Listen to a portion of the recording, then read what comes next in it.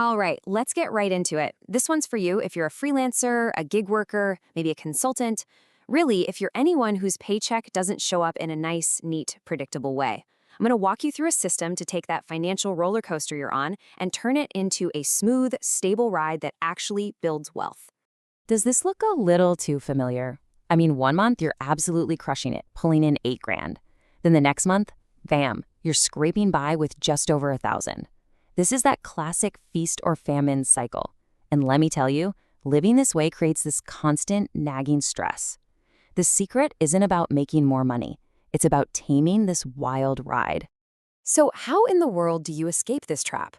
Well, it all starts by not making the one single biggest mistake that almost everyone with an irregular income makes. And it has everything to do with how you plan your spending. Okay, look at this, because this right here is everything. The huge mistake we make is we see that big $8,000 month, and what do? We immediately start spending like that's our new normal. That is a straight path to debt and stress. The right way? You base your entire lifestyle on a really conservative floor income, a baseline that you know for a fact you can rely on. So let's jump into step 1, finding your financial floor. Look, before you can build a house, you need a solid foundation, right? For us, that means getting really clear on your one single most important number, your safe monthly number. So what exactly is a safe monthly number? Think of it like this. It's your new salary. But, and this is super important, it's not a number you just guess at. It's a conservative, reliable baseline that you calculate from what you've actually earned in the past. This number is what brings predictability into a totally unpredictable world. And here's the best part. It is so easy to figure this out. First, just go back and track your income for at least 6 months, maybe even a year if you can. Then, and listen up, this is the magic part, find the average of your 3 lowest earning months. Not your best, not your average, your 3 worst months. And boom, that number, that's your new reliable salary. All right, so you've got your number. Now we get to move on to step 2, which is all about building your financial fortress. This is where we create the structure that's going to protect you from those slow months and really make this whole system work. You know how everyone says you need a 3-month emergency fund? Well, for us, that is not nearly enough. You need a massive buffer. We're talking 6 to 12 months of your living expenses. And think of this less like an emergency fund and more like an income smoothing account.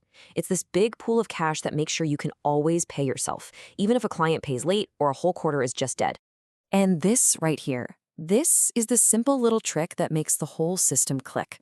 All your income, every dollar you earn, goes into one place. Call it a business account, a buffer account, whatever you want. Then you pay yourself your safe monthly number from that account into your personal checking. The same amount on the same day every single month. You've just become your own payroll department. Okay, so what happens in those amazing months where you pull in way more than your salary? Well, that's where the magic happens. This is how you actually build wealth. Any dollar that comes in above your salary is surplus, and it gets a job immediately. About 30%, gone. Set it aside for taxes. Another 20% goes to top up your big buffer account until it's full. And that beautiful remaining 50%, straight into your investments, no questions asked. And that leads us perfectly into the final part of this whole system, growing your wealth. This is where we play both defense by being disciplined and offense by investing wisely. I want you to really think about this. The single most dangerous moment for your financial future is when that giant check you've been waiting for finally hits your bank account. The temptation to just go spend it is immense. This is the ultimate battle against what's called lifestyle creep, that habit of spending more just because you're making more. You have to win this battle. So how do you win? The absolute best way is to keep a tight lid on your fixed costs. The 2 big ones are always going to be housing and transportation. If you can keep those low, you give yourself an incredible amount of breathing room. But don't sleep on the small stuff either. All those little subscriptions, eating out, they can bleed you dry over time. And just remember this simple but really powerful idea. What you track improves. Seriously, just taking a few minutes, a couple of times a week, to look at where your money is going, it isn't about feeling guilty, it's about awareness. It gives you the power to see what's not worth it, cut it, and send that money to do some real work for you.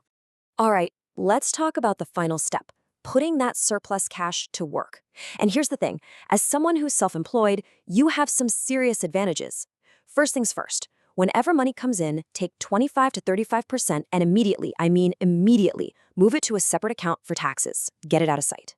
Second, you have access to amazing retirement accounts like a SEP IRA or a solo 401k, where you can put away way more money. Max those out.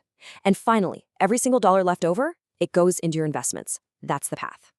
So let's put it all together now. This isn't just a random list of tips, you know?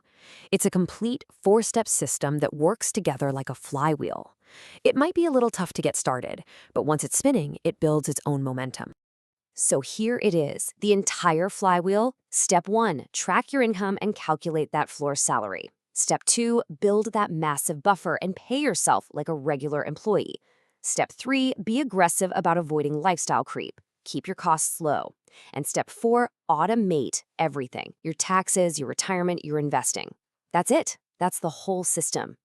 You know, having an irregular income isn't a curse. It's actually an opportunity. It forces you to become more financially disciplined than almost anyone with a regular 9 to 5. So I'll leave you with a question to chew on. What's your single biggest challenge when it comes to dealing with your income? Drop a comment below. I'd love to hear it.